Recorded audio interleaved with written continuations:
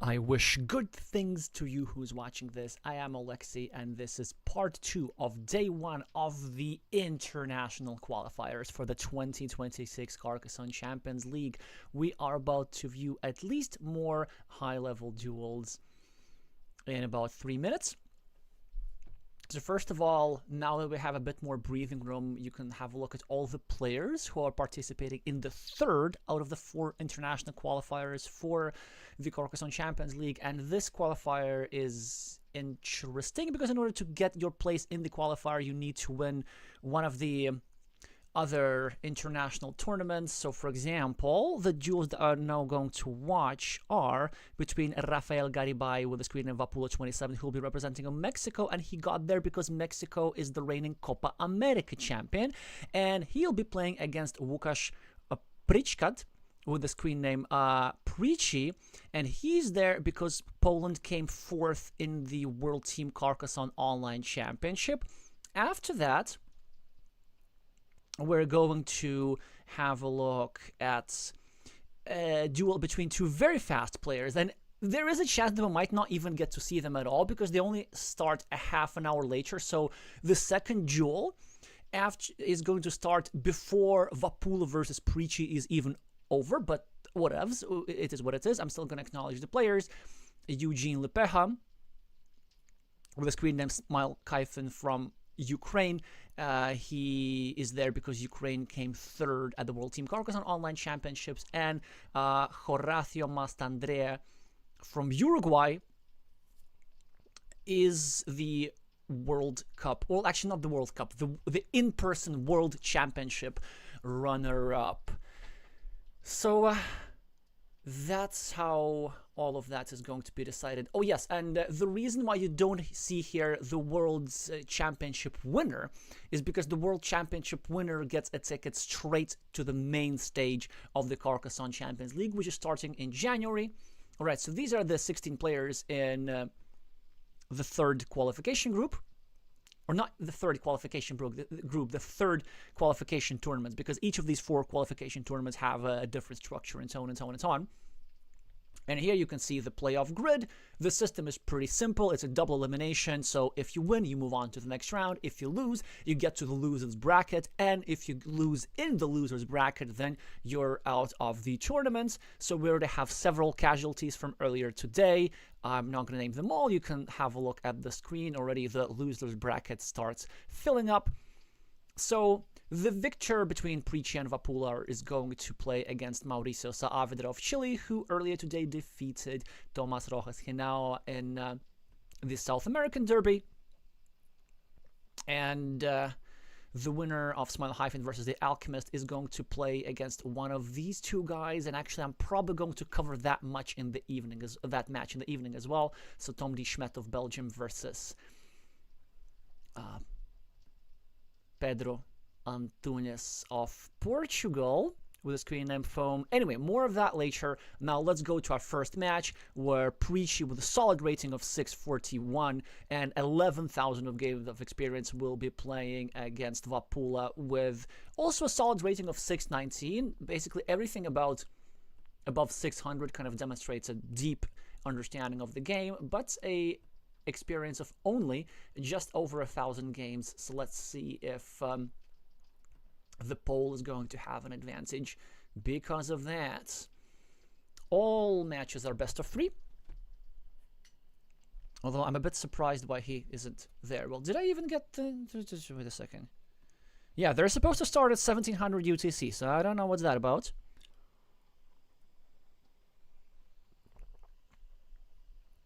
I don't know what that's about at all. What about Vapula here? Is he online? And Vapula's offline, so that is quite interesting. This is quite alarming, frankly. I have a suspicion that maybe these guys could have rescheduled their match and then did not tell anybody about that. Well, we're going to wait for a couple of minutes, and if they don't show up in like 5 minutes or so, then there are plenty of options how we can fill the time next to until the next duel. The next duel is in just half an hour. This is Smile Hyphen versus the Alchemist, and then I'll just play some casual games with commentary. So There will be Carcassonne content regardless of what happens. But for now, we'll just spend some 3 minutes on waiting. Or in case we have anybody in the chat from Poland or from Mexico, then probably you might have some insider intel that I don't.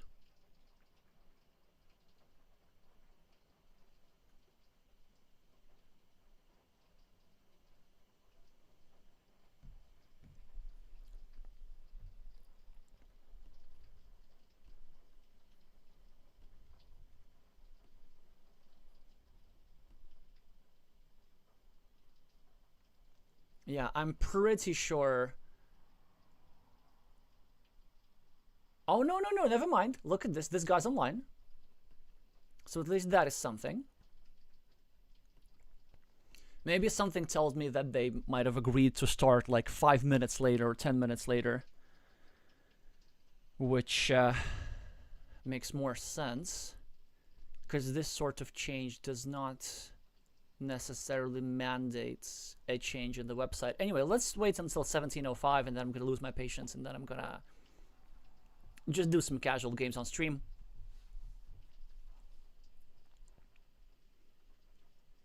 I don't have any particular intel about these players. Now, I've played many casual games with Preachy, but this is true for most players in Board Game Arena, as he is very willing to try his forces out against any opponent. Against Vapula, against Rafael, I don't really know all that much. The only one thing that I can comment on is this logo, which looks like logo from the Carcassonne, Mexico, but it is specific to not Mexico, but a particular community in the city of Puebla. It's kind of their traditional ornament with the meeple in the center, and the meeple is the essential component in said ornament.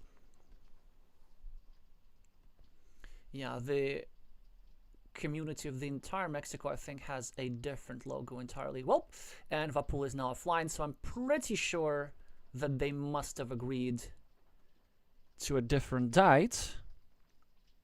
Oh, hi, Rafael. Okay, so you're playing at 1800 UTC.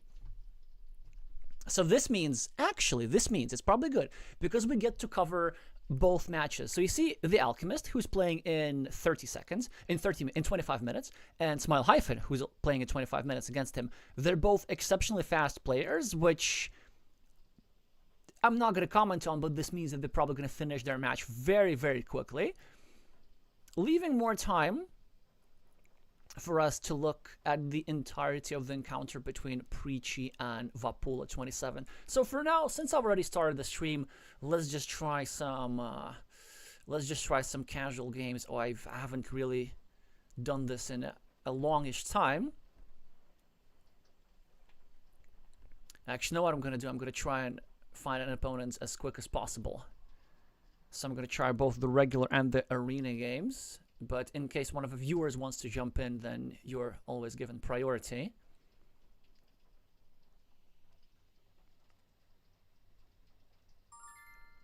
Right, perfect. What is that about? Player 2. Oh, look at this! We are playing. So this is arena mode, and we got paired up against Pedro Antunes with the screen name Foam, who, first of all, we've recently covered one of his games in the Portugal online Carcassonne Championships, and now we're going to cover his games in about 3 hours from now in the last game of today's international qualifiers. He'll be playing against Belgium's Tom D. Smet. Alright, we get a fantastic tile draw. So I think this could be maybe not that interesting for you. But this is also a nice tile for Foam as well. Well, so first of all, like, this back-to-back sausage start is amazing. It's just like the single best combination of tiles in existence. So much so that I think in about 20,000 games, I don't remember ever drawing such a combination. Never mind the moves. I want to calculate the odds. So it is 2 out of 71, so like roughly 1 in 35 to get one of those.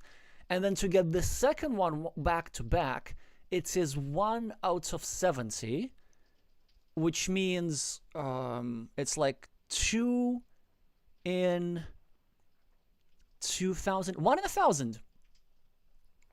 So there was 1 in 1,000 chance of me drawing this sequence, which also happens to be the single best possible sequence of starting tiles in Carcassonne. That's very nice. 1 in 1,000 start. If this were an upload, this would definitely go into the thumbnail. Anyway, whatevs. At least finally we get a tile which is not so easy to play with. Of course, we could go over here, but that would be bad because I don't want to create attacking platforms and get my own city. So that's why I'm going to go over here. And I'm going to give a road point to my opponent, but at the very least, I'm going to abide by the principle of 2 cities. And now, if I want to be very, very efficient, I can go here, right? And it would be a good move because I'm breaking my opponent's road, but cashing in on the points is so important because it's so many points for the start of a game. It's 12 points with just no compensation from my opponent. So I think I'm going to go over here. The reason why I want to delay, I don't want to delay this because there are obviously 2 tile sequences with which my opponents can attack and infiltrate that city, or even something like a quadruple city tile here could harm me very well.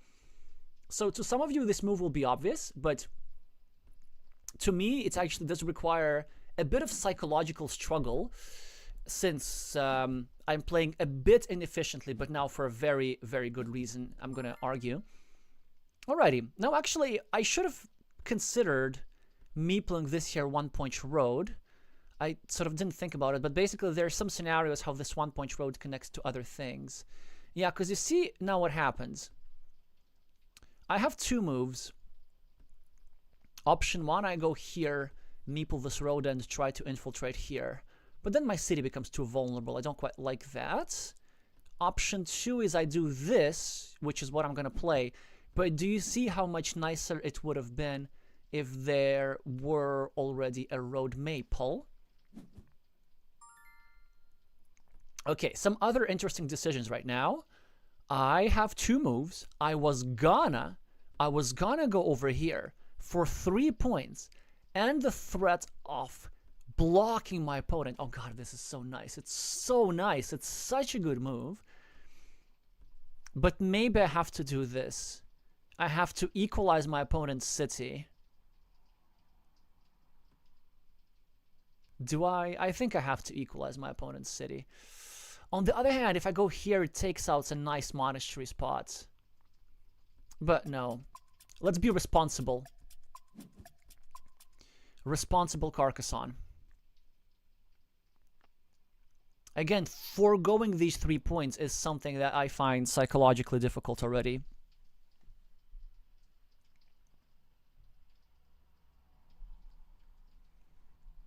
But it's good that you're here, because now that I'm talking out loud, I can talk myself out of some bad decisions.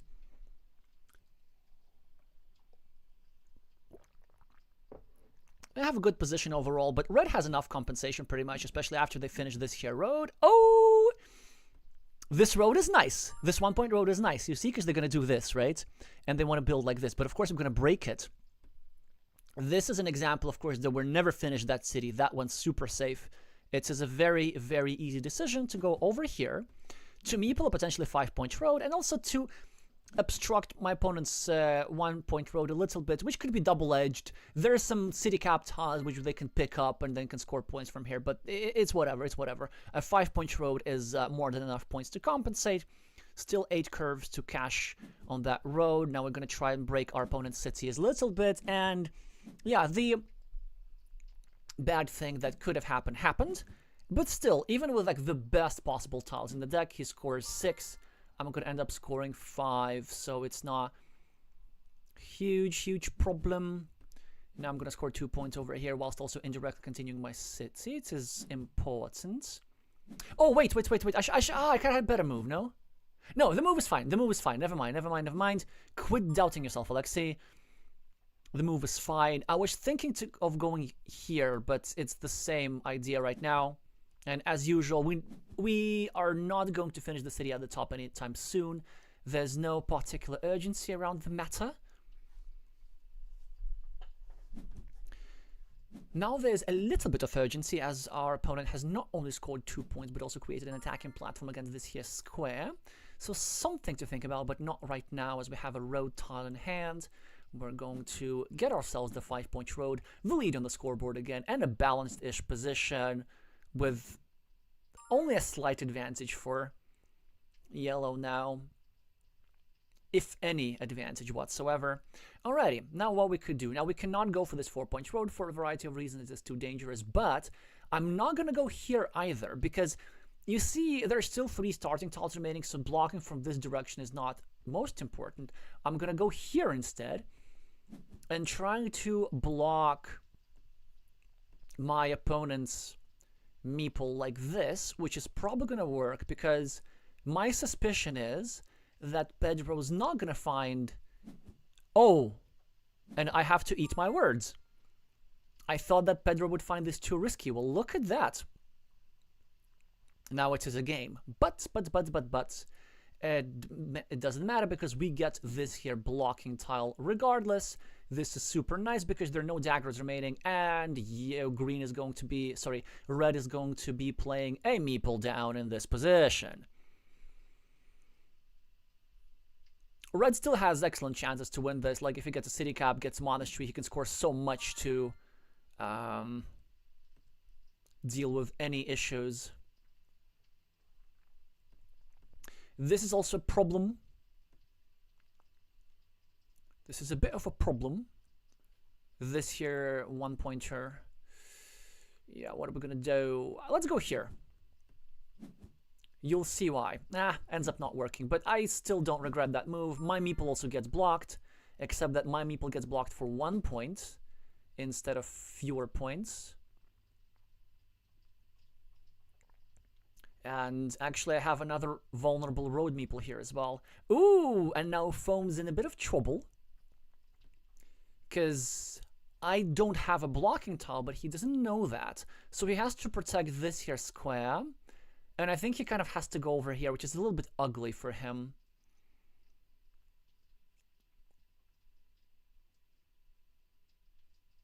But you still gotta do that. You gotta do that. There are 3 tiles. There's 1 sausage and 2 split sausages that fit there. And he'll be gunning for those. Now, do we go for the principle of 2 cities? No, we don't, because this is too dangerous. What else can we build? Here is bad. Yeah, I think we just continue the 1 city we have. The one issue that I do have with this position is that it gives back many more connection platforms, but I'm still gonna do it. I just don't see a good place where I can start a city instead, if you feel me.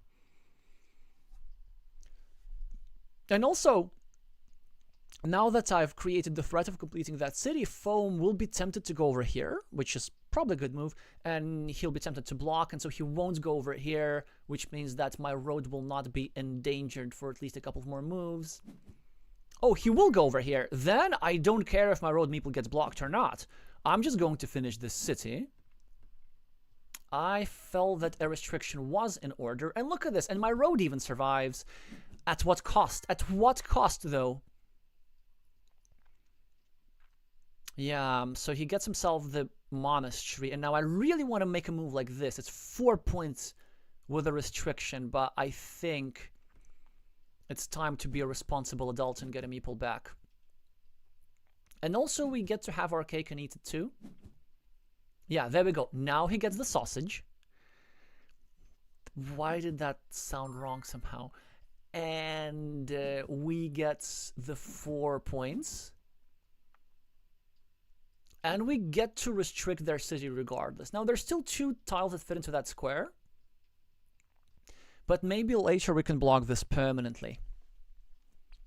And plus 12 on the scoreboard somehow as a result of my completed city. But my advantage is not going to last for long as Foam gets himself a fantastic tile. Now he needs to find 2 of his best scoring moves. One is over here, setting up a road, and there's still 2 straight lines remaining. And the other one, the slightly safer one, is going over here. It is less aggressive in scoring, but is less prone to being blocked. But as red, you always place a meeple on the monastery over here. If he goes here and just gets his road back, I'll be very, very happy. It will be not a very strong move. But I've noticed that this move also works. It's a good move, unfortunately. Well, actually, no. I'm happy to see this because you know what?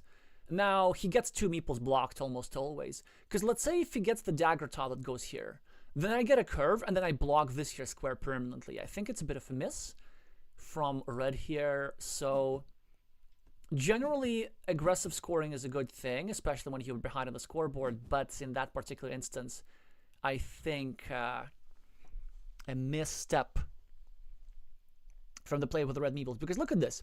If he were to just leave that square alone, he could have used this city cap over here and trying to create a threat of completing the city like this with a Dorito and a dagger. Now, basically, I don't think I need to worry about this city anytime soon, if ever. So I can just wait. I can let my opponent get this tile, and then I can block. That said, though, maybe it's not such a terrible idea to block. I know there's this rule that if you need to block in 2 places, then the best is to block in 0 places.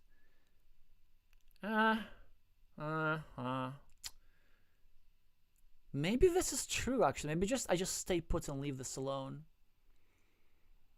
I need to also think how to approach this game strategically. No, let's just not go block for a second. Let's just do this. Yeah, that's the thing, because like he would have defended, and he would have left himself the chance to get multiple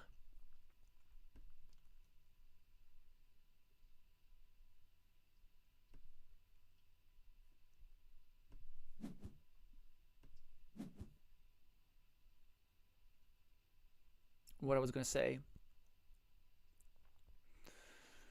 Multiple something, yeah.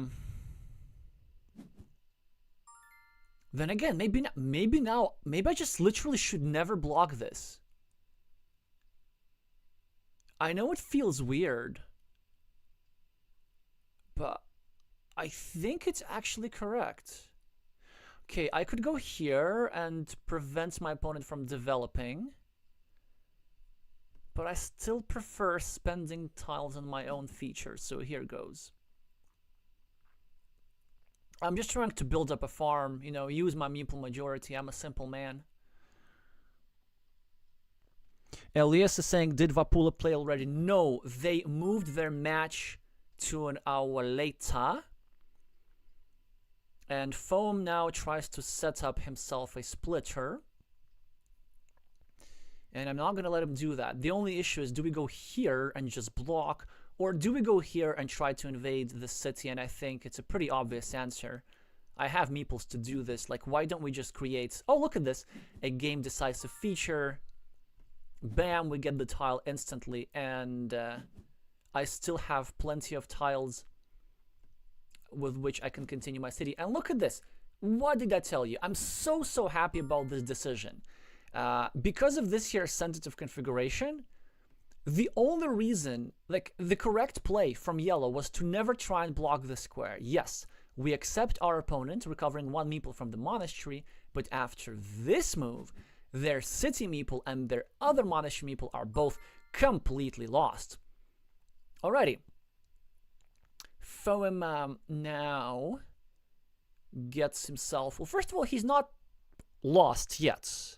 I'm ahead 7 points, but he has a road, he has a ruin, like all these things add up. My farmer is pretty small at the moment, my city is about to get blocked on the left.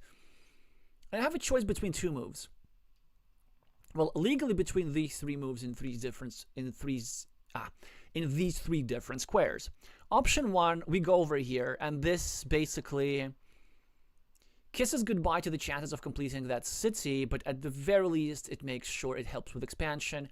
Option 2, obviously we're not going to go here, because it gives my opponent 3 points and a chance of expansion. Option 3 is to go here, and it has a downside. That it opens up not 1 but 2 potential invasion platforms. But I think we have to go here, because it's really our only option. And if I get invaded, I get invaded. It's whatever. Also, it's very good now because now Foam is not able to use this Rodan to recover his meeple. And he does need meeples to like meeple monasteries and stuff and maybe start a little field fight. Oh, also, if you ever think about cross-linguistic poetry, I like how the English word field fight sounds very similar to the German word Vielfalt, which I think is like diversity. And there's a pun there somewhere, which I'm not seeing. All right, so my city is going to get blocked. 12, 12, 12.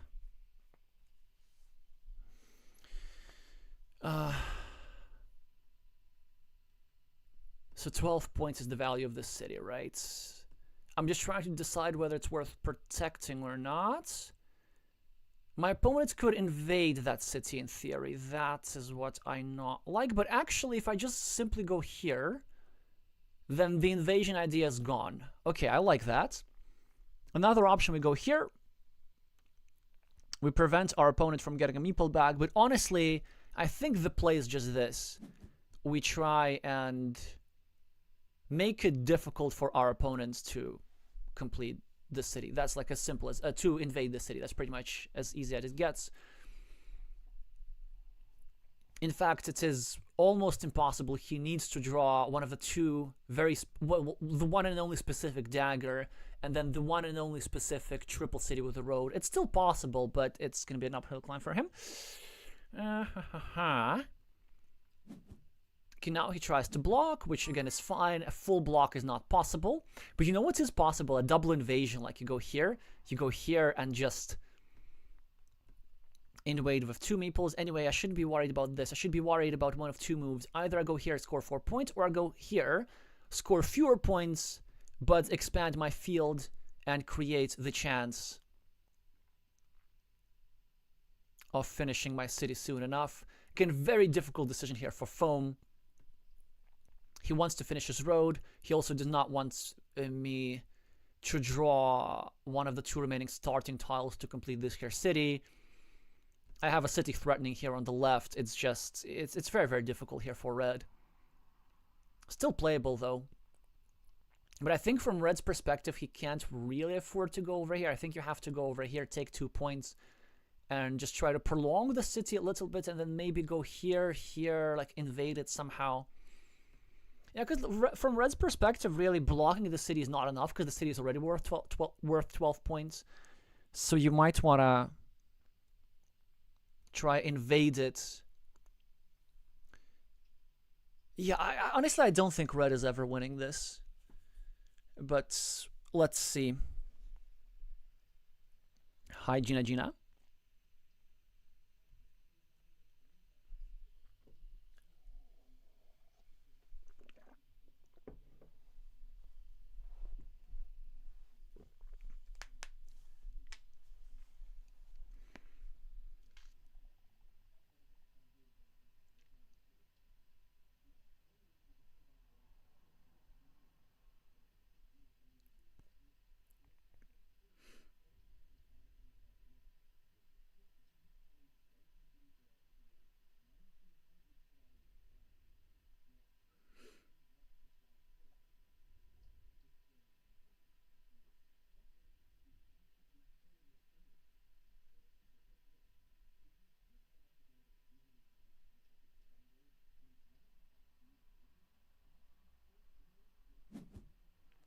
Yeah, he goes over here, completely understandable move. 0 point move, of course, because he gives 2 points to my ruin and 1 point for there. Ooh, you know what? If I feel really crazy, I can actually go over here and try to threaten the completion of the city entirely, but it's just not worth it. It's just not worth it. Let's just take the 10 points, the meeple back, the field expansion, all of those good things. And we have 3 meeples now. It's just obscene, honestly. And look at this. This is how interesting that the creation of the threat of the city was such that Foam was forced to give up 2 road ends, and now he has no road ends. All the 8 crossroads and all the 3 cows and all the 2 monasteries have gone out. 2 road monasteries, that is. So these meeples are never making it back to his hand. What can I do? What can he do, actually? Okay, so do I go here and try to... No, I don't think I do. I think I just go here for a couple of reasons. I'll let him finish the city.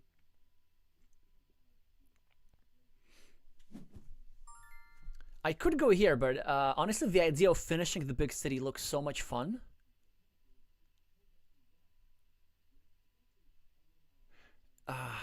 Okay, can I win regardless? Just see, I'm plus 13. Again, this is 3 points. This is 1 point. I'm doing this. I don't care. I'm doing this. And let's actually go here as well to get the farm. Because the idea is that the city is like super hard to block. It's pretty much impossible to block without sacrificing this here tile. Yeah. And now I get to score here and create another field which I can use. Foam gets himself this here tile. And do I have vanillas remaining? 1, 2, 3, 4, 5. No vanillas, but I'm still gonna go here. I'm gonna kind of like protect the city-ish and oh yeah, there's this tile. Whatever. Okay, everything works. Look how unlucky we are. We lost the coin flip. So unlucky. We're not going to get to finish our city, but we're going to get to win the game with another farmer out of nowhere, basically. And I guess another 3-point farmer here. Yeah, I'm quite happy about this game. I think maybe even I managed to not make mistakes in that one. I'm gonna go ahead and say this. One situation which I'm very, very happy about is the decision not to block the square, which was a counterintuitive decision. Just realizing that the configuration of the monastery, in addition to this here city, was something to be taken advantage of later, and this decision paid off quite nicely. So yeah, possibly that decision was game decisive entirely. Alright, so what's plus 20 something? The game did feel a little bit closer than this, but I'll take it. Plus 23. Alright, that's a very nice start. And now it is time to move on to the actual purpose of our stream, as in 0 minutes, Horacio Mastandrea from Uruguay with a screen name The Alchemist, the runner-up of the World Championship that happened recently with an expert rating of 543 and over 2,000 games of experience, is going to play against Eugene Lepeha of Ukraine with a screen name Smile Hyphen. By the way, also, you can see this here over here. I know that many of my viewers send friend requests, and I appreciate that a lot. The only problem, the reason why I don't accept friend requests is because Board Game Arena has a friend limit of 500, which I really hope they can lift, because I'd love to accept your friend requests on Board Game Arena, except that I have so many of them that Board Game Arena just wouldn't let me do that. So just wanted to get that out there, because I know this applies to many of you. Anyway, so are these guys at least going to be on time?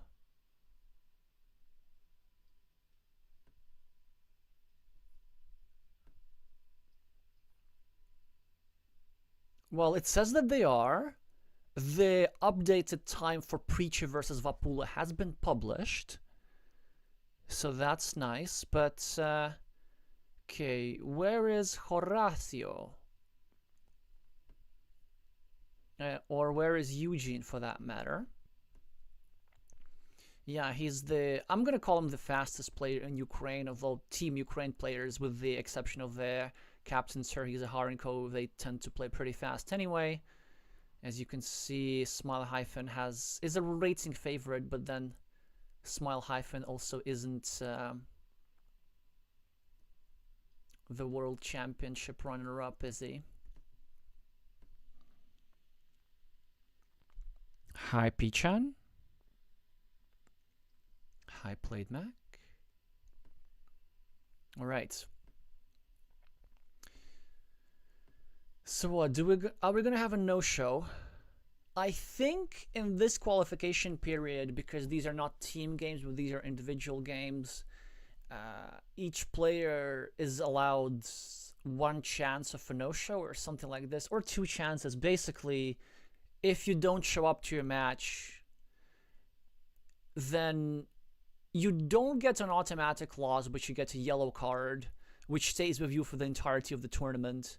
And then if you get a third yellow card, then I think you lose that match automatically. Something like this. Oh, hi, Sergey.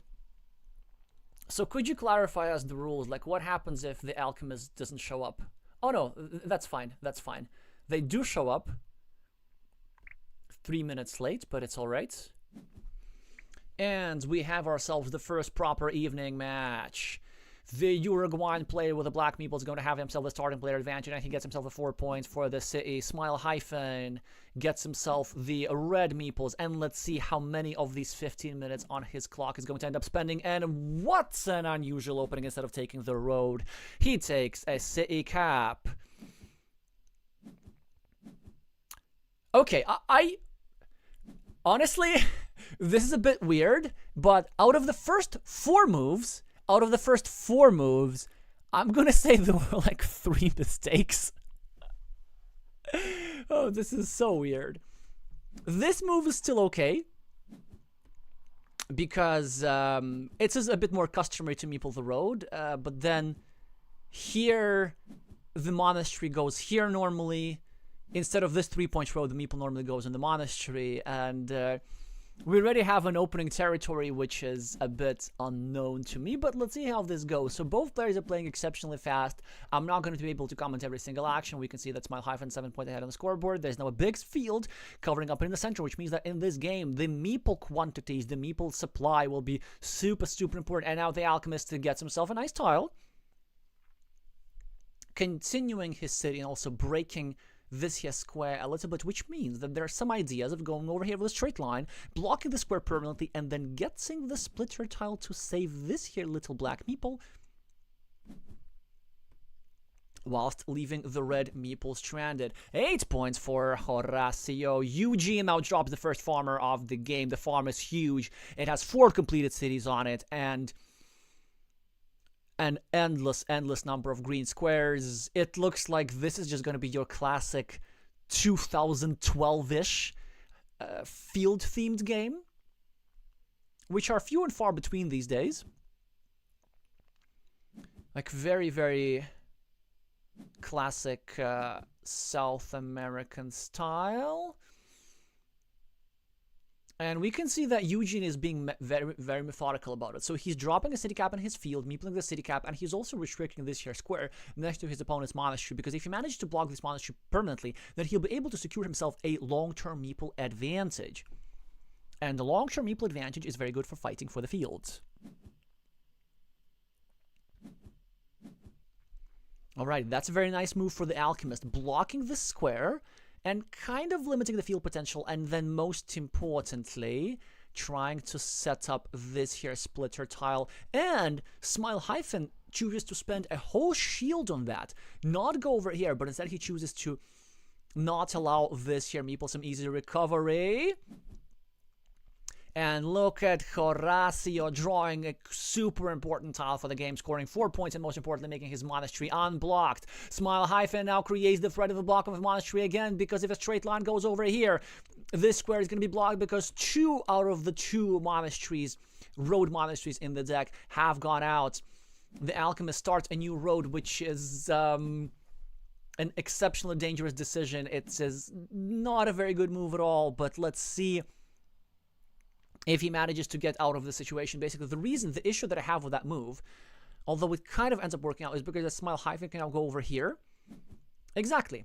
And this guy's gonna end up losing a meeple anyway, because there's only one tile that fits into this square, and you really, really gonna need those meeples for field fights. Smile hyphen takes a 6-point monastery. This square is still dead. But the and Horacio, of course, out of the 42 tiles that he could have drawn, draws the one tile that he needs to save his meeple from danger and to even start a longer city. But he's unable to save this here meeple. This square is permanently blocked. This meeple is permanently blocked, but somehow, at least temporarily, Black has the meeple advantage over here, and even the scoreboard advantage after he finishes a 7-point road. Smile hyphen builds up his monastery at the top. The Alchemist is probably going to make some sort of city connection move maybe over here. Yes, exactly. Also increasing the vulnerability of this here square. Smile hyphen now breaks the city of Black. The Alchemist now probably is going to take 2 quick points and renew the threat of completing that city. Does Red draw a city tile to attack that city or not? And he kind of does not. But now he chooses to simply take quick points and allow Black to finish that city. But Black did not have a tile to do so. You could, in theory, want to continue that city. This is not a bad move necessarily. But if I'm Black, I'm more looking toward this square, potentially. Try to bother this here guy. And look at this. Black does complete the city and goes up, what, 16 points ahead on the scoreboard? 18 points ahead on the scoreboard? Something like this. And he also now has the meeple advantage regardless. So that means, despite the fact that Smile hyphen is stacking up monasteries at the top, he will now have some issues with the scoreboard in this game. And one fantastic thing that Red has going for him is actually the field control. So this farmer is controlling this gigantic field with 21 points on it. And the geometry of the field is such that it is not very easy to connect to that field. At least you cannot do it risk-free. So in theory, Horacio could go over here and drop a farmer like this and try to connect here. But then this would be blockable with a rose tile. In the meantime, Eugene does not meeple a monastery, which I disagree with. I would have loved to see a meeple over there, because there are not that many tiles remaining until the end of the game. And I kind of feel that we need to score every little point that we can get. But I can also understand the conservative decision that Eugene chose to take. I think his idea is as follows. If Black does manage to get himself some sort of field attacking tile, like right now, for example, he could go over here, but he won't. He's going to go over here and drop a farmer here, perhaps, which is a reasonable move. He could also go over here at the top. Yeah, that's also sort of kind of works, I guess. Anyway, so the idea is this. So the reason why Red decided to keep some meeples is because there's still an outside chance of this field being invaded, and then Red might need a meeple spare to reinvade. In the meantime, Eugene does finish this monastery, and look at this, he would have finished the other monastery as well. A road tile for Uruguay here. And the scoreboard advantage is on Red's side after completing the monasteries, and also the farming advantage on the Red side. And look at this, and Red now has meeples to drop more farmers.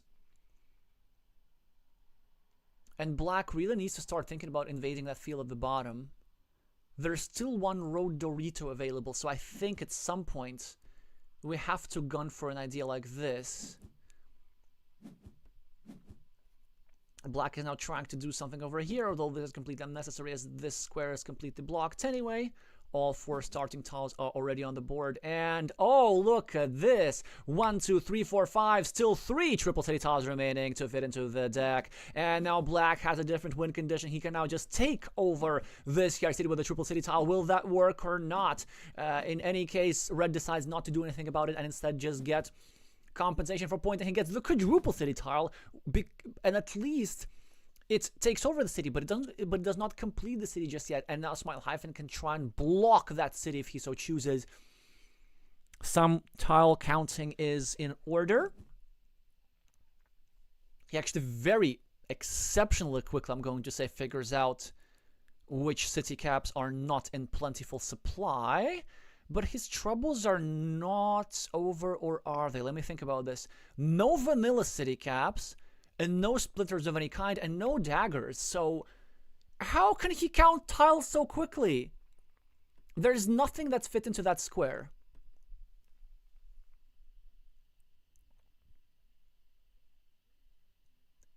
There is truly nothing that fits into that square. At least in terms of city caps. No, Horacio. You know who doesn't count quickly? The player who doesn't count at all. This farmer looks like a very nice invasion, but there's 0 tiles that fit into that square. Like, we just did the counting for you. And also, no, come on. 7 minutes on the clock, man.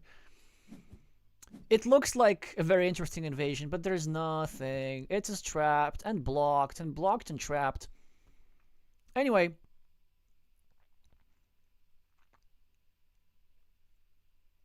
even if this field were to be equalized, Smile Hyphen has a nice advantage on the scoreboard, which he can use to get himself even further away.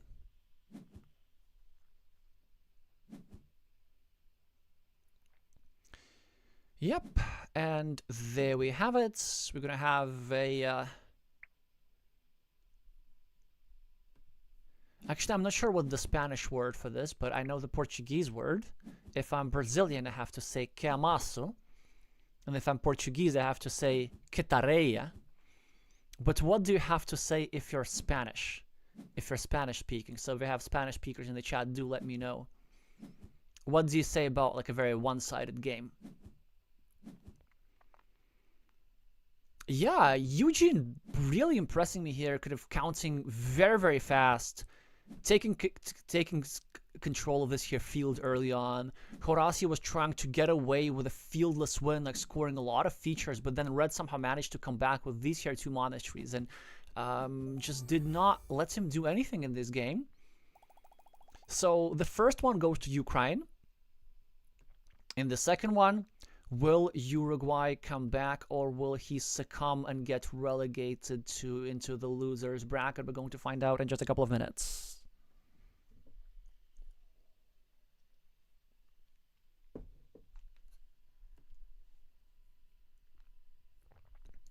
One interesting thing about streaming, commentating on players who play this fast,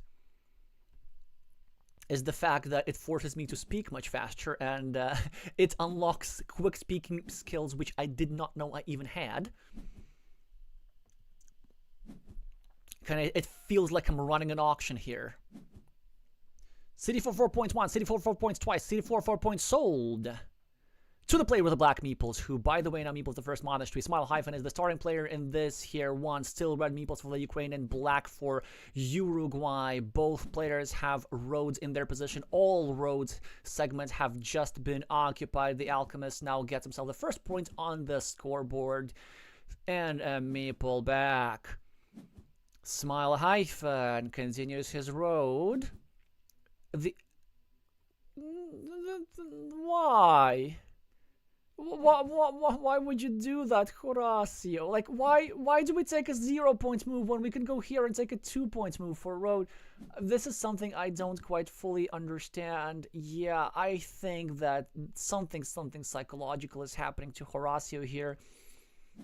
It was like this here move, leaving the shielded tile around for his opponent. And look at this, leaving the road end for red, who now capitalize on him. And this position now it's kind of going in a very, very unpleasant direction for the play with the black meeples. Of course, it is not over, but man, it's going to be hard. Well, this is nice for black. Getting monastery points, exerting some pressure on this square, preparing his monastery for completion.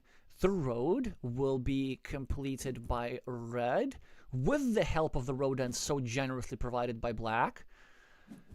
This is a nice move, trying to prevent the city from the completion, and we might as well invade it for good measure.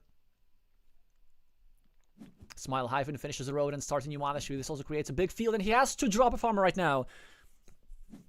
Yes, it is only a 3-point field at the moment, but it's a very nice decision here from black, recognizing the potential of that farm. And now, as black, we're facing the prospect of both of our meeples getting blocked. But do we go for the content move? And no, we don't. We don't go for the invasion. We just go for the defense, which is, I think, wise. So no second meeple is being placed over here. This is fairly safe. 3 tiles that fit into that square. Black is going to get his monastery back soon enough. Smile Hyphen is building up cities at the bottom.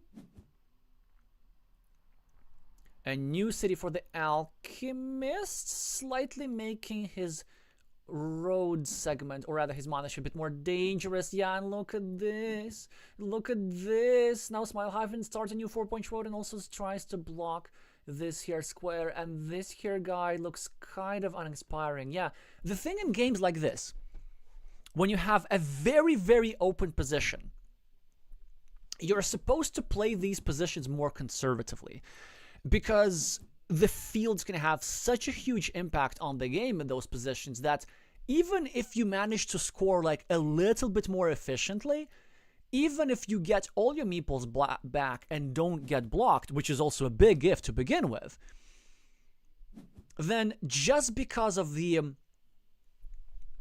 temporary meeple disadvantage, you're going to allow your opponent to take the best farming spots, and your opponent is going to win with the field. So now the alchemist has a nice tile, though. He successfully blocked this here monastery of red, so that's nice. And now he's making a decision between this move, which I do like, leaving a 75% chance for him to complete his monastery and even meeple the city later. And a different move, which he can now make now. Oh, no, no, no, no, no, no, no.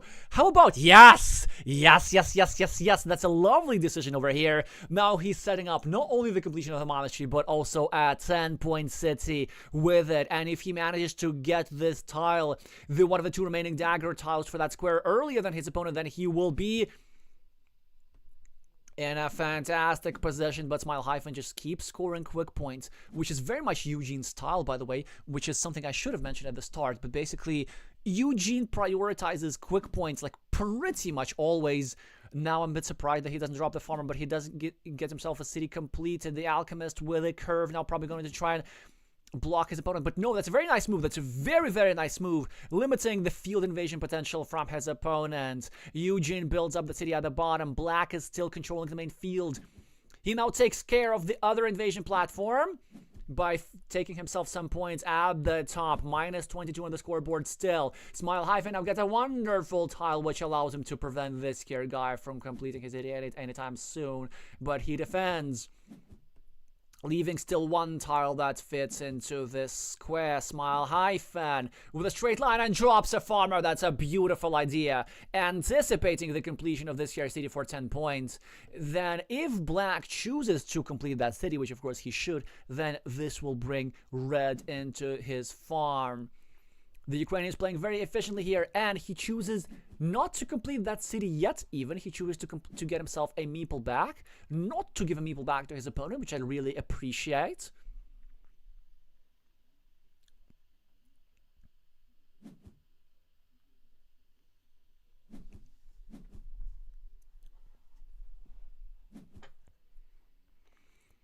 Alright, so Eugene wins yet another coin flip and drops a farmer. Will you look at this? Now nothing finally goes into this square. The alchemist finally gets himself a meeple back and a bit more love on the scoreboard, but still quite an uphill climb. 2 quick points for Smile Hyphen. It's something that I've been saying a lot when commentating his games. straight line for black. He chooses to compensate the farmer. I love that idea. Making sure that this here guy never invades and gets the majority on the field. So what can we do right now? Oh, this is a super nice idea. Whilst red is building up the city, I'm going to explain. Basically, the idea is this. Black has a particular winning plan. The winning plan is, first of all, we finish the city, we get the points, we'll let the farmer into the field. But how do we compensate all the lost farming points? Well, we go over here, and we go all the way around that square. We leave this guy stranded here for 3 points, and we connect like this. So if you are the alchemist now, then the move that you're playing, you're not going to go over here. You're going to go over here instead. Just score the quick points and just basically hope that this guy never... No, come on, man. I'm sorry. Like, to be honest, this is really disappointing. It seems to me that some more tile counting mistakes have been made. I think I understand where the issue is. Black is thinking that he can finish the city, right? But he can't, because 1, 2, 3, 4 cow tiles have gone out. So there's nothing that's fit into this square. Also, okay, whatevs. Let's just see what goes on. So the city's been completed, the monastery has been completed, for finally the alchemist equalizes on the scoreboard. And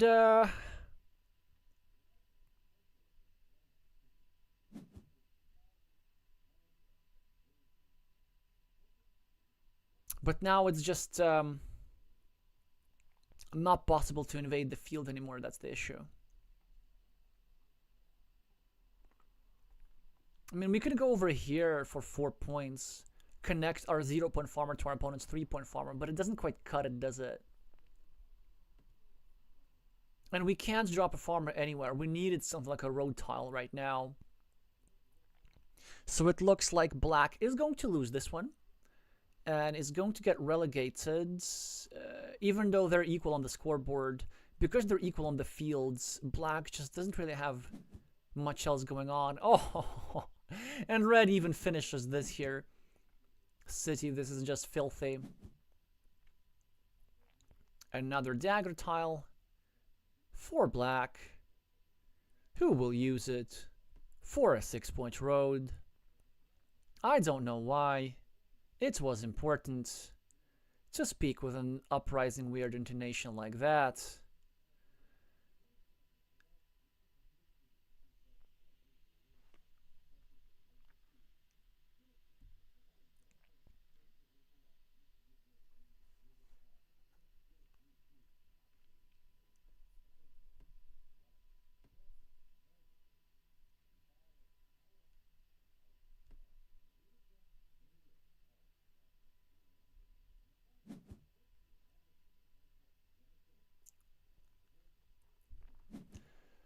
A 6-point road does follow, and Smile Hyphen gets 4 more points for his city cap.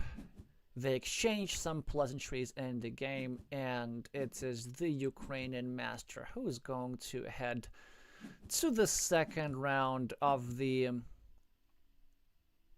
third international qualifier tournament. Horacio gets relegated, so still has a chance, but it's going to be an uphill climb. Many strong player will he need to win if he wants to preserve his chances for qualifying. So what's the final point difference? 20 something points? No, not that much, right? 17 points, so still a confident win for Smile Hyphen. And we congratulate the Ukrainian for a flawless performance so far. It looks like 12,000 games of experience do indeed make a difference.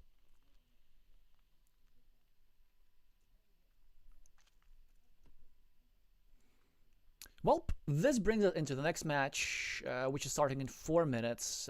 We're going to watch Łukasz Prichkat against Rafael Garibay. Oh, let me just get my breath back. It was a very, very fast encounter.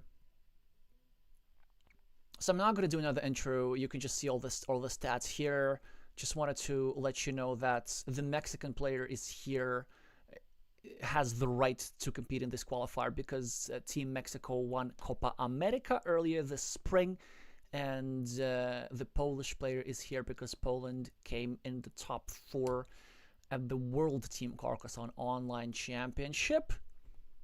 You can see all the players in the 3rd international qualifier and the reasons of their right to participate over here.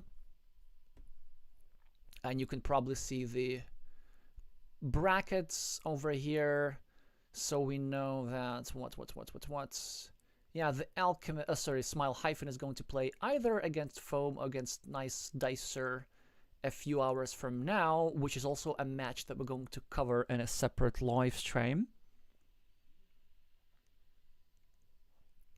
Alrighty. So break of 2 minutes, and then we're going to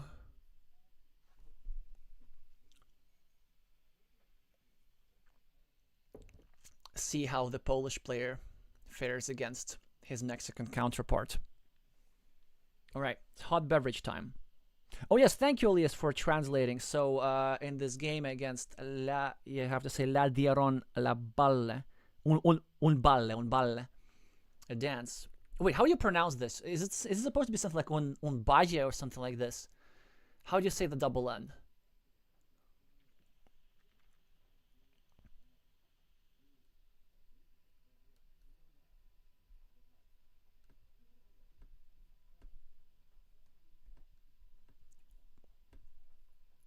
All right, see y'all in 1 minute or so.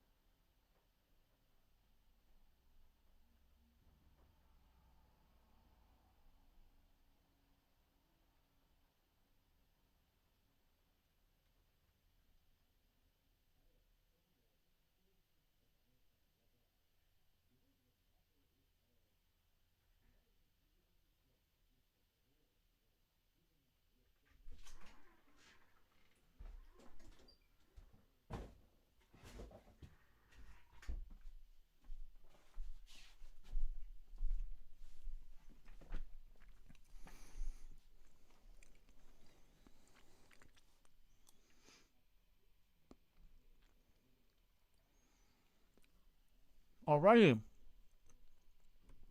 Now we're back and the match has started. We have plenty of hot beverages to get through this.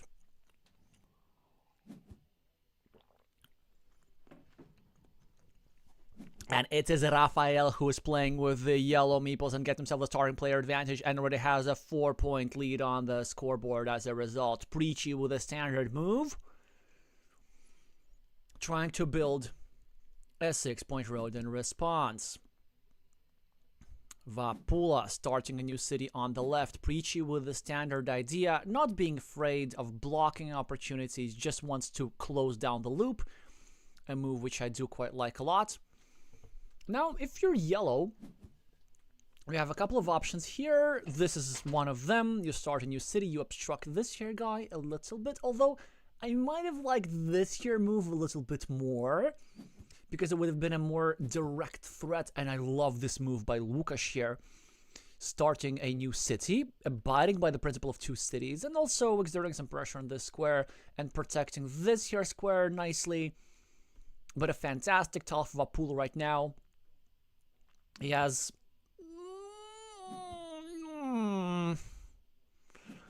unnecessary point sacrifice, if you ask me.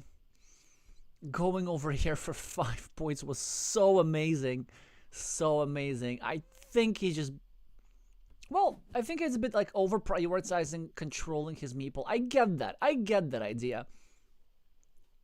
But now, look, the fate of this meeple is completely secured because it tied together with this here yellow meeple. And yeah, Vapula's going to do just fine. Like, he's going to now go over here, come close to finishing his monastery. He could go over here as well, but it appears to be not worth doing. I really want to get this meeple out of trouble as soon as possible.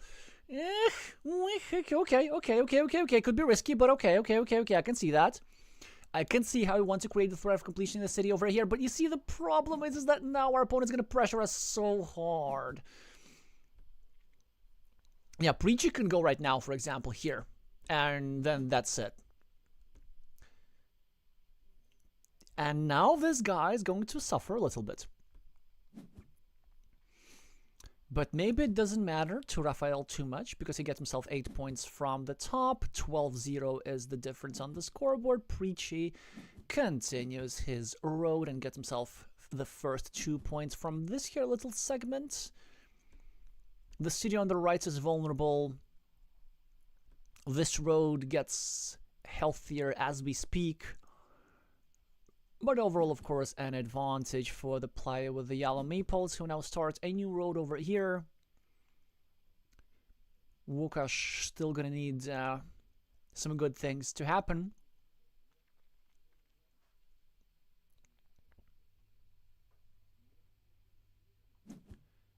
And he does this, which I can respect. This is interesting. I'm not sure if I like the usage of a city cap over here. I probably would have preferred a move like this, just trying to create a permanent block against this square. Yeah, the thing with the partial blocks, because there's still 2 tiles that fit into that square, like, it's a 75% chance that your opponent is going to get the tile eventually. So you might want to just follow up on the block as soon as possible, but he knows that he can do it by scoring the 3 points over here. Oh, that is also quite nice. Vapula gets a defense, and quite an easy one. So this has been completely secured, but that's okay. Playable position for Preachy. Now, an interesting decision here. He could go over here, start a new city, start playing against this here Yellow's road. He could go here and try and attack this city, but he figures that with the quadruple city tile already gone out, it ain't worth it.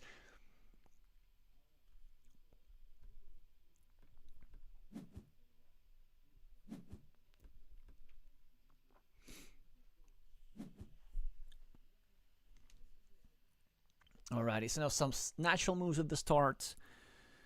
The city is being turned into something tangible on the right. Vapula finishes the city on the right, creates an attacking platform or a blocking platform against this square, and poor Łukasz cannot do nothing about that. He gets himself a monastery point, which I do not like. Actually, no, it's completely fine. What's wrong with me today? A point is a point is a point.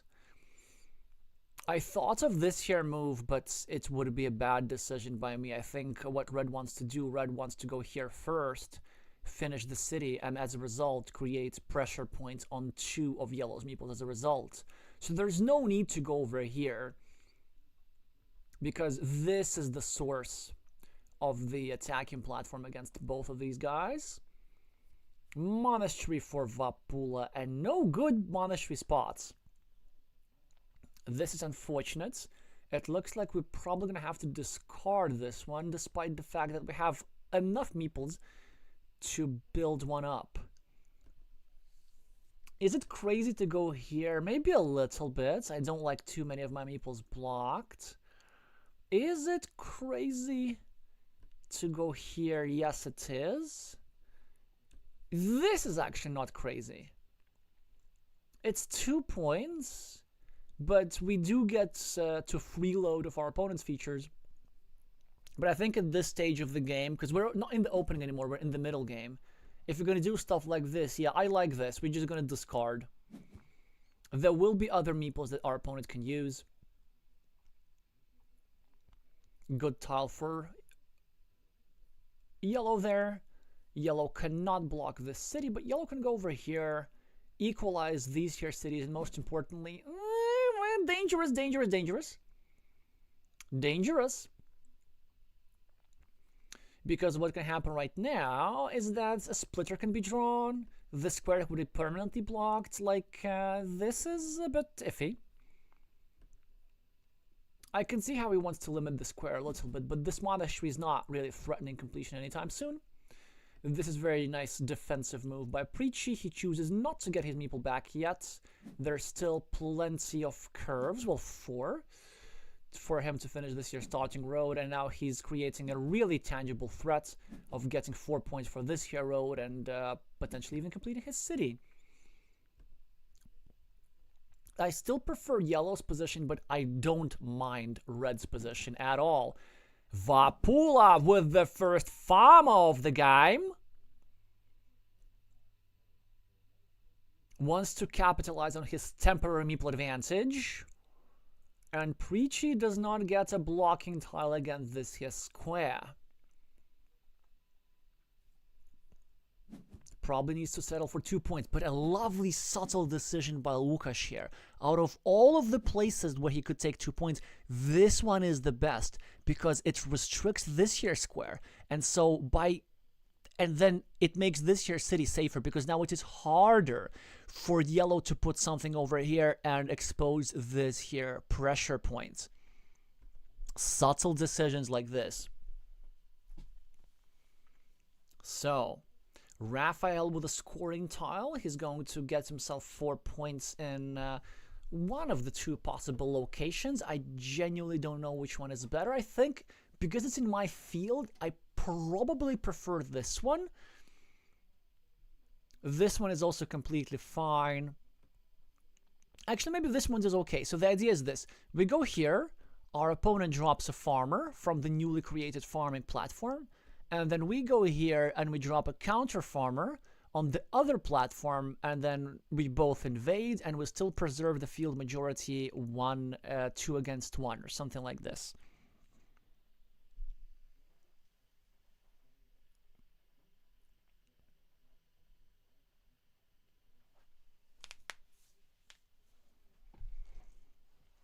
Yeah, Raphael is really spending time on this decision, and he chooses to basically go all in.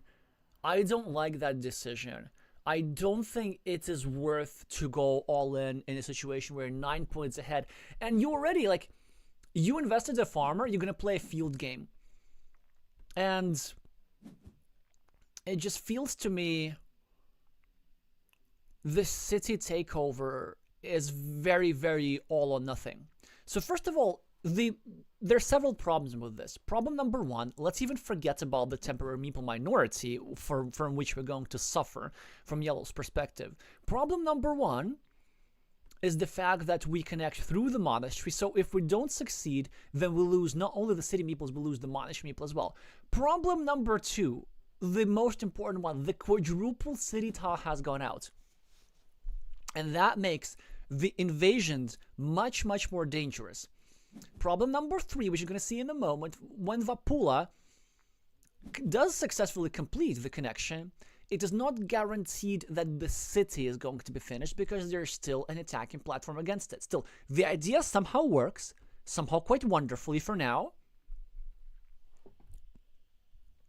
But it seemed to me like a bit of an unnecessary risk in a situation like this. I think one swaying factor for yellow for this move was that this meeple kind of protects this road a little bit. On the other hand, it makes it impossible to finish this road with a crossroads. But then the road monastery still fits here very nicely. Huh. This move is quite interesting. It is basically Vapula's idea to try and shield himself from an invasion. Well, I'm going to find out soon if it works. Preacher going to try and invade. Vapula's going to score at the top for his farmer, which is not going to be his anytime for a long time. Preachy is going to try and block, and look how timely this is. Look how timely this is. So yellow at least got something out of this situation. Forced his opponents to spend some tiles uncomfortably. And Vapula can just keep scoring for his farm at the top. But here's the issue with this here city. So if it's going to get blocked, it's going to lose... what? It's going to be 8 points, which is not a terrible investment for meeple, but on a board like this, when you have an ever-developing farm with tons of entry squares, here, here, here, the side with more meeples typically wins. So eventually red is going to drop a farmer here, red is going to drop a farmer here, red is going to drop a farmer, you know, who knows where. Or wait, no, what are you doing? No, Vapula! Come on. I mean, this is okay, but you had a chance. You had a chance to actually complete the city, no? Why not use a splitter tile for defense? Because you see, it looks... I mean, he could have protected this square. He could have allowed himself one horse to still be drawn in this square, but he now allows the city to get blocked, and I could understand where he's coming from. So he's kind of tried to play some sort of geometric protection of this field. It seems still not enough, and so if I'm Vapula, what I'm trying to do, I'm trying to keep the field as small as possible, even though it's currently my field, because I am anticipating that it's not going to stay my field forever. Anyway, so what can we do here from the yellow's perspective? We could go here, we could pre-finish our monastery, anticipating to draw one of the two starting tiles available for us. We could go here at the top and try to, maybe like this, or like this, try to prevent our opponent from finding some easy invasion squares. And Preachy now finally gets his meeple back, and he could have even considered dropping a farmer, actually. Invading all the way through here. And you know what? Vapula is doing a good job defending this field geometrically. This is so much fun. There is now nothing that fits into this square. Vapula now is going to continue his road like this or like that. And you know what? It is not crazy for yellow to just drop another farmer soon. Yeah, some issues here for Preachy, who kind of gets a lot of quick points, but he still hasn't put his meeple advantage to good use yet. At least he's ahead on the scoreboard. Vapula can do something else to geometrically protect the field. And I'm thinking of one particular idea. Preachy gets himself the scoring tile, but it is not a good tile for him because ideally red wanted to drop a farmer here first and only then use the square for a connection. Now we're kind of running out of field connection platforms. Yellow can go over here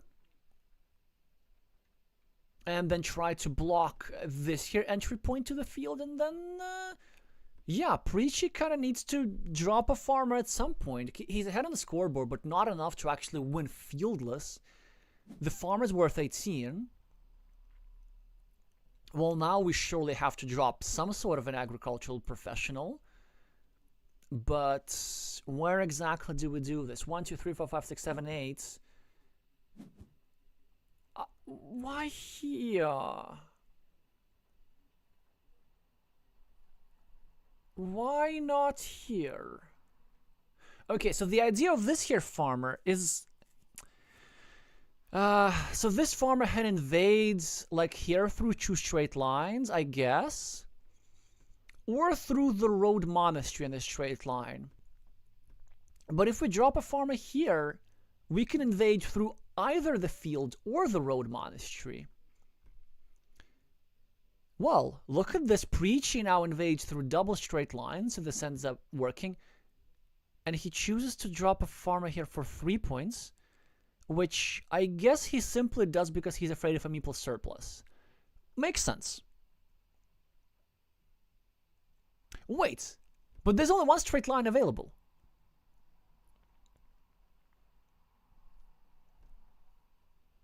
So he could still lose the coin flip and not invade. Vapula now has a fantastic tile which you can use to, I guess, go over here and protect the field from invasion from this side. Or he could go over here and if he so chooses, drop yet another farmer himself. Yeah, this is quite interesting. So let me see. So Preachy is 8 points ahead on the scoreboard. This is roughly equal. Vapula has 9 points in this area, 12 overall with the road. And Red has 10 points over here.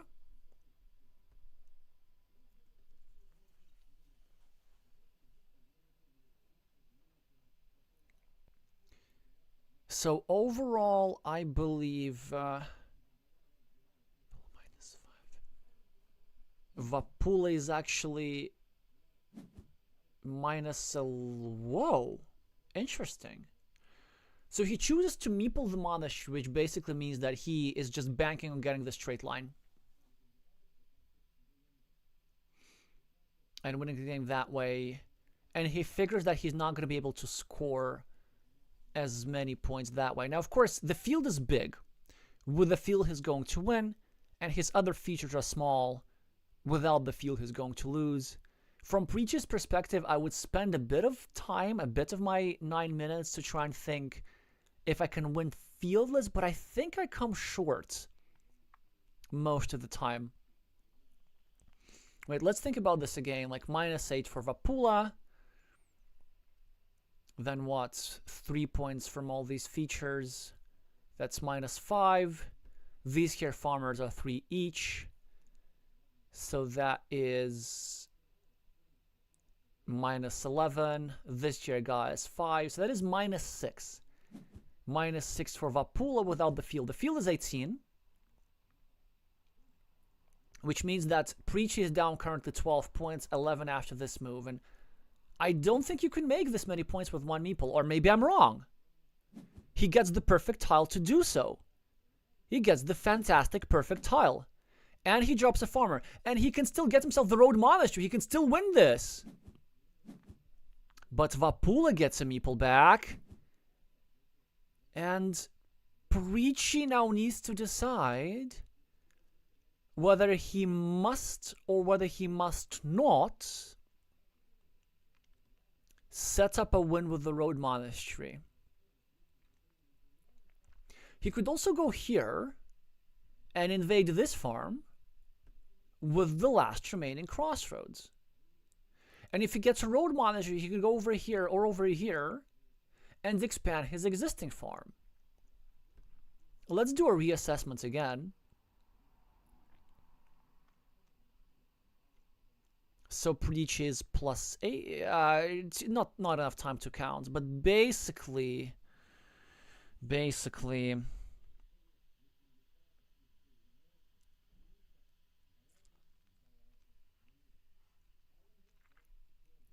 oh yeah, by the way, for those of you who are thinking that this guy can invade to the field through the Vanilla City Cap, at the time of the placement, there were no Vanilla City Caps remaining. And I wonder if Preachy knew that or not. Yeah, by the way, the straight line was drawn by yellow, so this farmer is going to stay here at 3 points. But I think this is a potential move, and I think we... Do we win 2 out of 3? Because Preachy got a lot of points in the last couple of moves. Okay, so ahead +8. Plus this guy has 2 points, 8 points on these features. So this is equal. And then red has 12 for farmers, actually. So red is only -6 at the moment. So I guess I can see plenty of ways to win 1 out of 3. If we go here, we win with the crossroads, right? If we go here, we win with the road monastery because we just score. Not only do we score 8 for the road monastery, but we also score 3 points extra by bringing this castle into the field. Yeah, I think there are plenty of ways how Preachy can allow himself a win 1 out of 3. Okay, so there's the monastery, there is the crossroads, and what is the third tile? And this is exactly what Lukasz is now trying to figure out. No biggies remaining. I think no curves? Yes, no curves. How about daggers? No daggers, no vanillas, of course. No. Oh! Well, there is a splitter available, I think. A horizontal one. But the issue with that is that Preachy needed that splitter like right now. Because he can only score 7 with the splitter. And he's gonna be +1 in that case. But then with any tile, Vapula can score at least 2 points. Yeah, it's probably just... But you see, we can't do this either, because check this out. This only wins 1 out of 6, not 1 out of 3. Because if we go over here, and our opponents get this here tile, then our opponent is going to anticipate us drawing a crossroads, and he's going to go here and drop a farmer like this. Then we invade with the crossroads, and then yellow invades with the road monastery all the way through the outside. So I think as Preachy, you actually have to somehow set up a road monastery, but how on earth do you do that? Well, you cannot invade the big field with the monastery.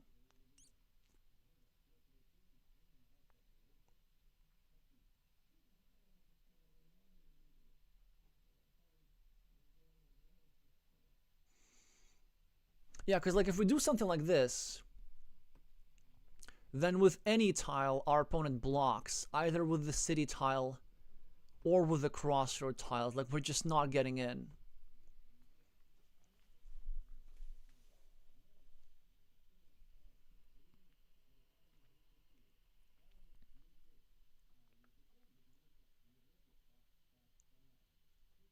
Does he even have anything better than 1 and 6?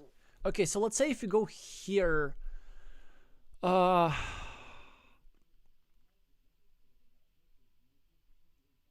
Yeah, it's 1 and 6 regardless, because check this out. If we go over here, and we try and set up the 11-point move, which is an 8-point monastery plus a 3-point field expansion, then Vapula, with any tile, goes over here for 3 points, and drops a counter farmer, kind of anticipating the field expansion and joining the field in advance. So this idea just does not work, and the best move that I'm seeing is a simple, unadulterated field invasion, which has a 1 in 6 chance of working, in addition to those moments where our opponent messes up. So maybe in practice, like 1 in 5 chance of working. Maybe even closer to 1 in 4 chance of working, because Vapula is really short on time. And if we go here, then this idea of dropping the counter farmer at the top and re-invading with a road monastery, that is actually not that easy to see, because this is the only spot in the deck that allows such a move. Oh, there's also another... No, never mind. Yes, this is the only one. It's the only one. Okay, this is exciting. But I think we still have to go for it, because, like, what else are we gonna do? So 1 in 6 objectively, 1 in 4. in practice.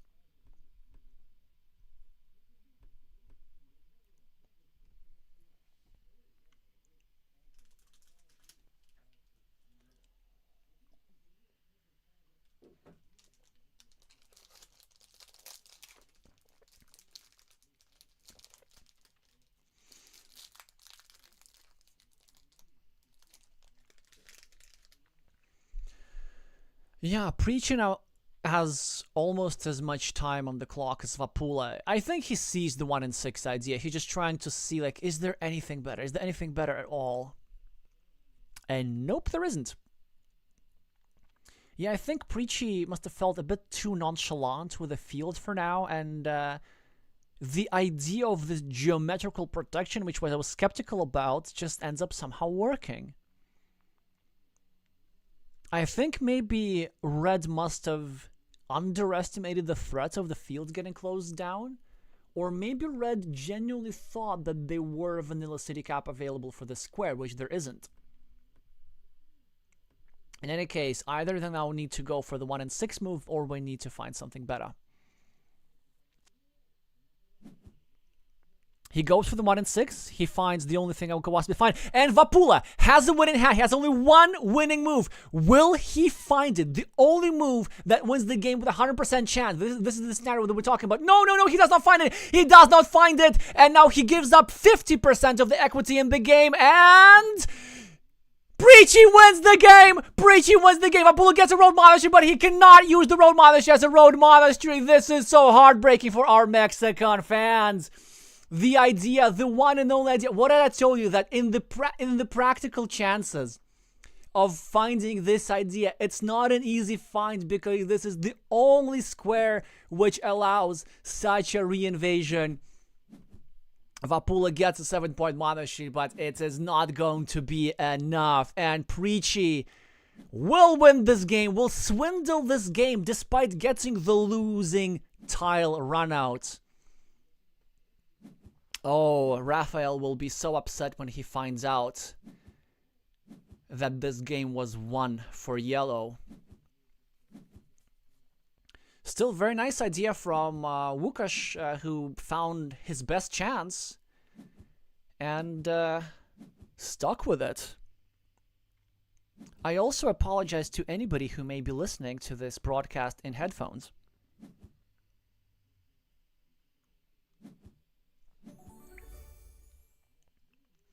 You see, Preachy is saying lucky, he's trying to be polite, but no, it's not that. Preachy got the losing tile run out.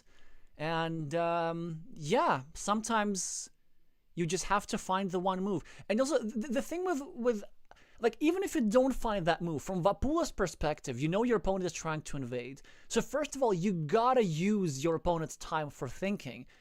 And second, like, if you know that you're facing a dire situation, at the very least try to run down your clock to like 20 seconds. Maybe you're gonna find something. Yeah. Carcassonne endgames are not easy. This one and only square was the chance for Vapula, but he didn't find it. But no worries.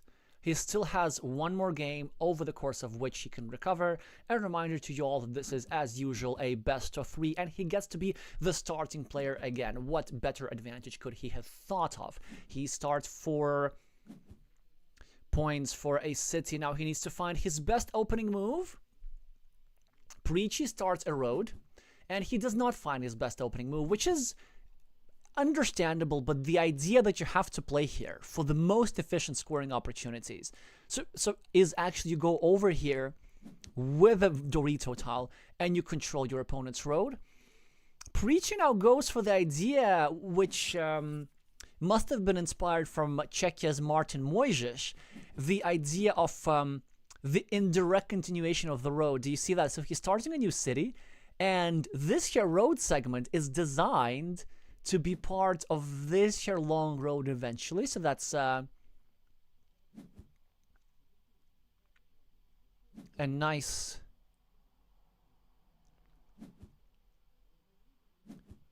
example of Central European Slavic countries giving each other inspiration. Yeah, look at this beautiful 6-point road, right? Did you see that idea? Well, Preachy did. Vapula starting a new city, and red is probably going to finish this one. Does not bother with the road yet. There are also some nasty ideas of getting some tiles like this and blocking this yellow meeple.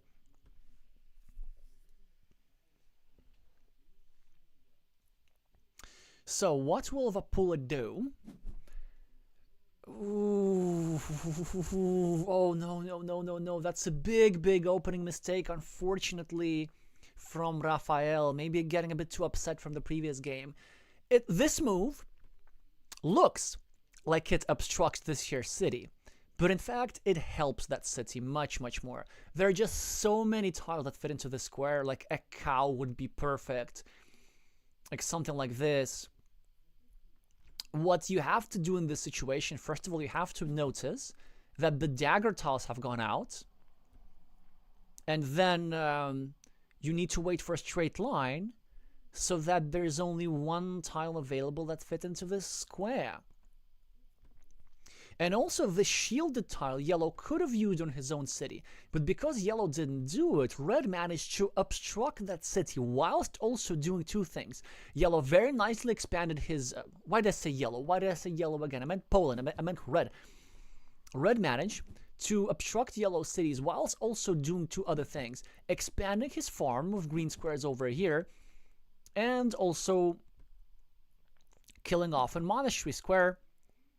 But that's a great tile for Vapula, though, who now gets himself 3 points, shortens the road off red, and also limits the field potential of red. In the meantime, we can see that red is obstructing the city of yellow even further. Now the points on the scoreboards are equalized, and Vapula continues, of course.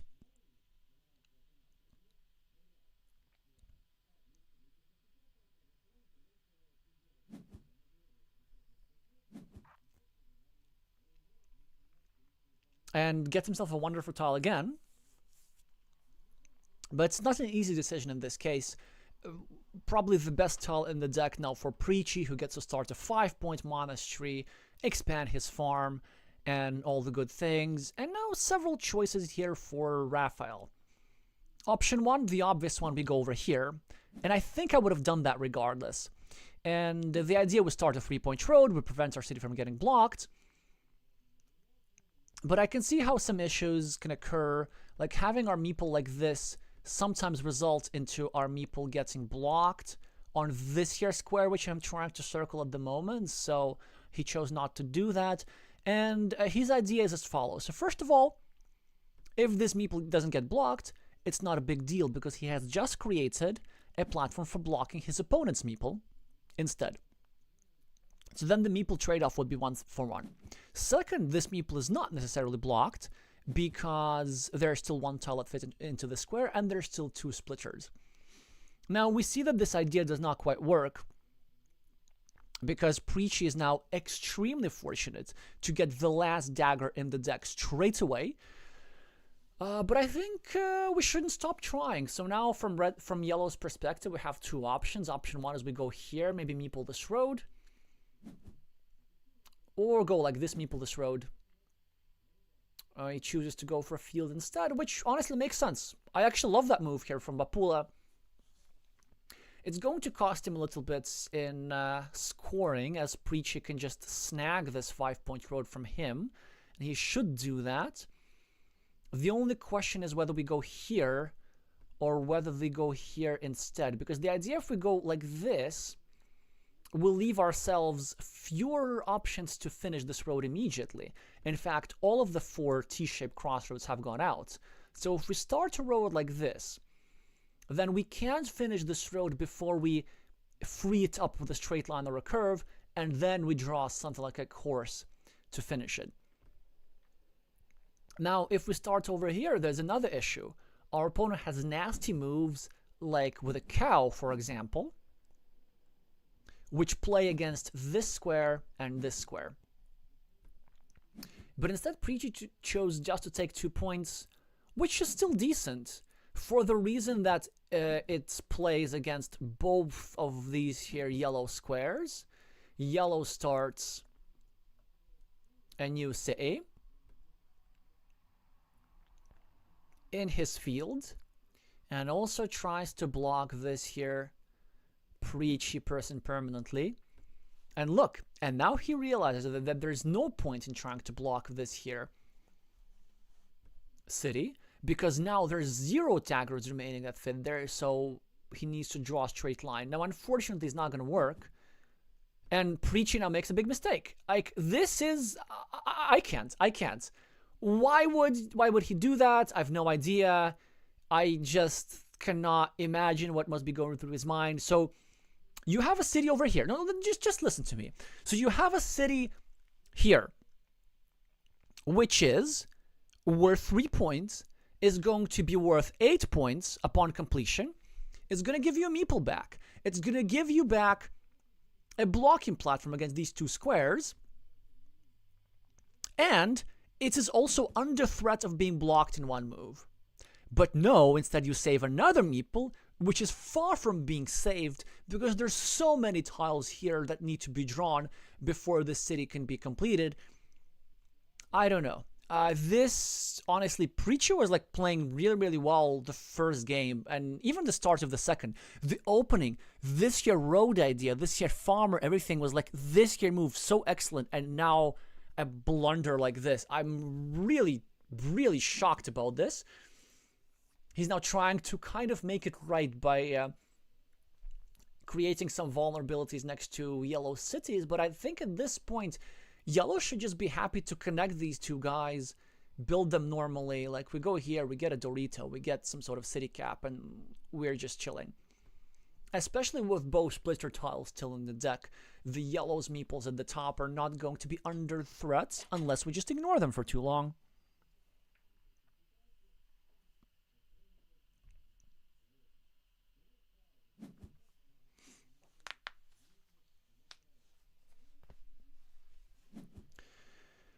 Alrighty, yeah, so this is exactly what happens. Preachy is going to save himself at least 1 meeple, so that's nice.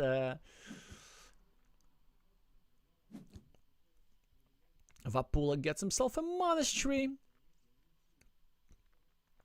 Preachy prolongs the monastery of both himself and his opponents. Vapula now with a decision what to do with his Dorito tile. I think we shouldn't shy away from connecting our 2 cities on the left. And then there's some other tiles that we can use in some other locations.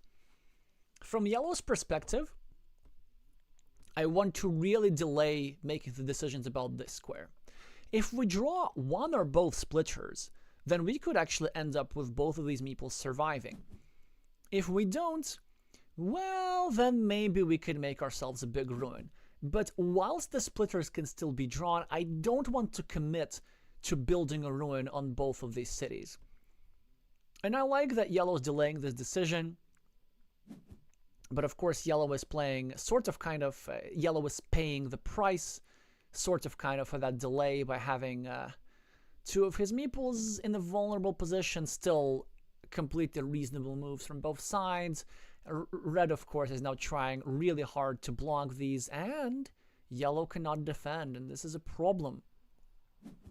Yellow chooses to meeple 6-point monastery. Don't be afraid to spend your last meeple. Brilliant. Now, this will result into lots of a meeple for Yellow, but we don't know which one. Preachy has 2 choices here.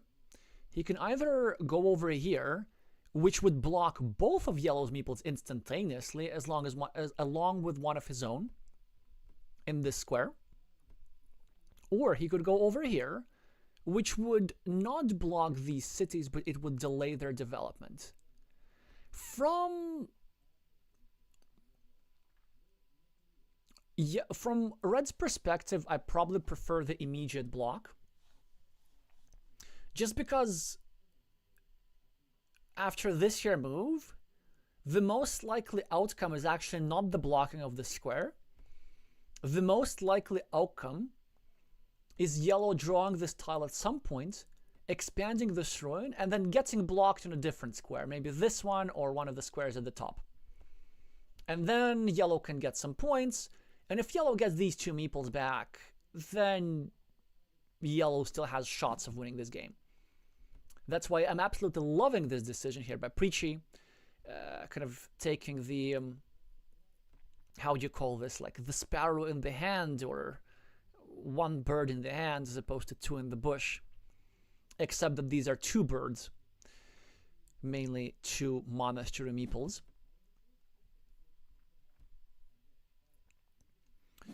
Yeah, so now both sides are sort of kind of trying to block each other. From Vapula's perspective, it's difficult to handle this, honestly. Well, first of all, we have to rejoice that we drew this tile, because we need to remember that there are splitters for Preachy to draw here. Vapula now setting up a splitter to free up at least one of his meeples. Preachy just scoring quick points. Straight line for Vapula. And genuinely not many options. Ooh, yeah, sure. He goes here. Tries to expand his field a little bit, although this meant to be as a protection of this square. Preachy now decides whether to meeple a new feature. He chooses to drop a farmer, which makes sense now that he was forced to do that. Curvy tile for Vapula. Yeah, difficult situation. Minus 12 and no meeples in hand. He just needs to finish the city so soon.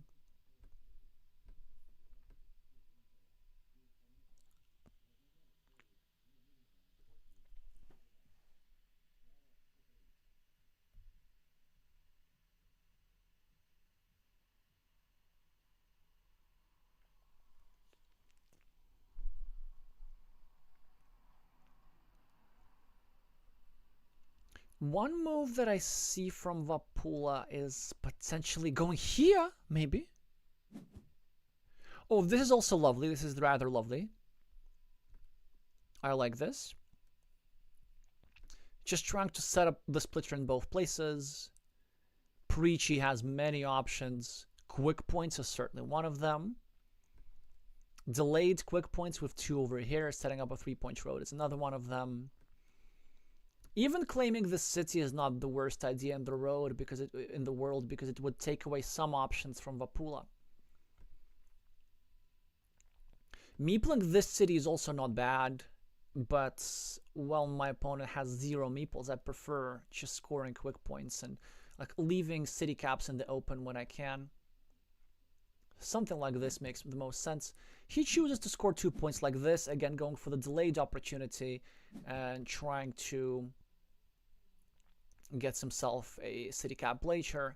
And I think the idea is that he wants to later consider going over here.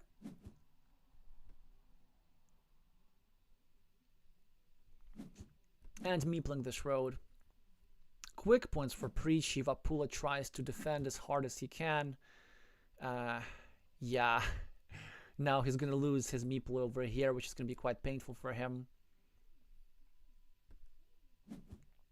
Oh, come on. No. I mean, like, Red is probably going to win this game regardless, but, like, with 2 splitters in the deck and a permanent black block available, why don't you do that? And then you can do your farming niceties a little bit later. I wonder if this idea was overlooked completely. I know the idea, of course, was for Preachy to just draw both splitters. Well, and he is halfway through that idea. This square is now blocked. Preachy connects to the field, and this is just going to be an onslaught. So,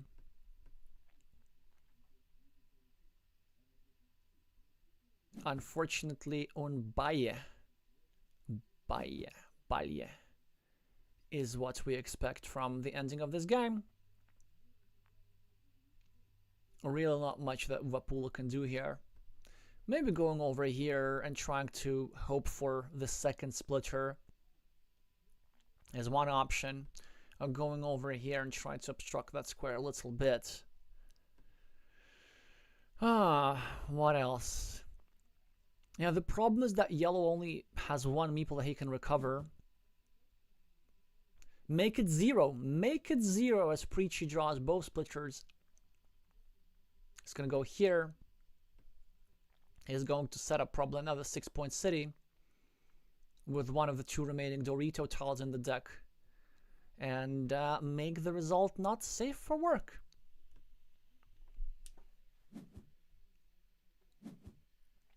He doesn't even bother me playing that city cap, which makes a lot of sense. Vapul now, of course, can cover that up a little bit, just to prevent his opponent from scoring quick point tiles, more quick point tiles for Preachy. You know, like, of course, we have to feel sorry here for the Mexican, but on some level, like, these one-sided games are kind of satisfying to watch. Just one side just getting away with everything, just going on a power trip. With complete impunity. In the meantime, the value of Red's field has turned into 15 points as a result of 5 completed cities on it. And he just keeps scoring quick points and scoring quick points and scoring quick points. And he's now going to drop 2 farmers for 6 points. First on this side and then on this side. Oh, look at this. Don't you think that these 2 cities look very much like a butterfly? Very, very much like a butterfly. Also, oh, Preachy gets a little bit unlucky. You see, he gets a tile with which he cannot claim the 6-point field. Ah, never mind, he can claim another 6-point field. Oh, boy.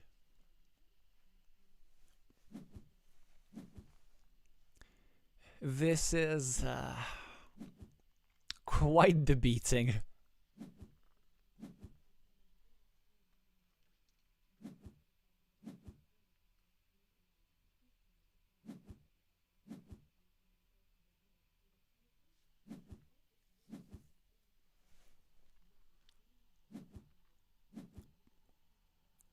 Let's see what the score difference is. 3 farms, 4 farms actually, worth 33 points in total. 96 against 40. Also 40, one of the lowest losing scorers I have ever seen. It is not a record because, unfortunately, the record is held by yours truly with 34.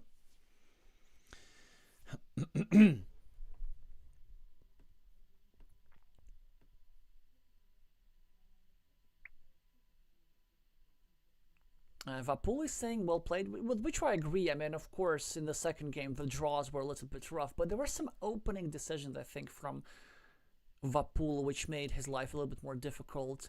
This city would not have been blocked. If this here tile were to go over here, there were a lot of kind of mini moments like this which end up having far-reaching consequences, but now that I think about this, maybe with both split herds, Preachy would have won this. Anyway, in any case, congratulations to Lukasz. Commiserations to Rafael, who is not eliminated but is relegated to the losers bracket. If he does lose there, then he will be truly eliminated. A reminder that this is a double elimination system. And in the quarterfinals, what we're going to have. So now we know all pairs, right? So it is Preachy who's going to be playing King Maori of Chile. Kithora MTU is a banger. I'll do my best to try and cover that and bring this to you. Blue Stand Big Nacho should be fairly interesting, and Smile Hyphen will be playing against either Foam or Nice Dicer. We're going to find out who exactly in just over 2 hours. I'm going to wrap this up shortly. Just a reminder to all of y'all that our next stream is going to be for this here match in what? Yeah, 1.5 hours or something. In fact, 1.5 hours and 4 minutes.